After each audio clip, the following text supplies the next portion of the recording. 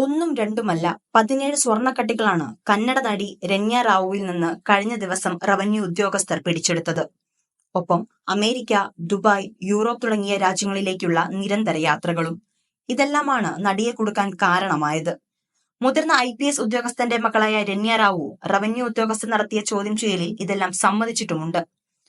കഴിഞ്ഞ ഒരു വർഷത്തിനുള്ളിൽ 27 തവണയാണ് രമ്യ ദുബായ് സന്ദർശിച്ചത്. ഇതിൽ തന്നെ കഴിഞ്ഞ 15 ദിവസത്തിനിടെ നടി 4 തവണയാണ് ദുബായ് യാത്ര നടത്തിയത്. ഇടയ്ക്കിടെയുള്ള അന്താരാഷ്ട്ര യാത്രകൾ കാരണം രമ്യ റവന്യൂ ഇന്റലിജൻസിന്റെ നിരീക്ഷണത്തിലായിരുന്നു.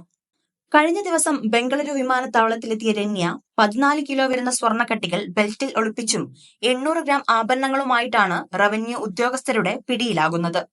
നടിയുടെ ബംഗളൂരുവിലെ വീട്ടിൽ DRI സംഘം പരിശോധന നടത്തിയിരുന്നു. ഈ പരിശോധനയിൽ 2.1 കോടി രൂപയുടെ സ്വർണ്ണാഭരണങ്ങളും 2.7 കോടി രൂപ പണമായും സംഘം പിടികൂടി.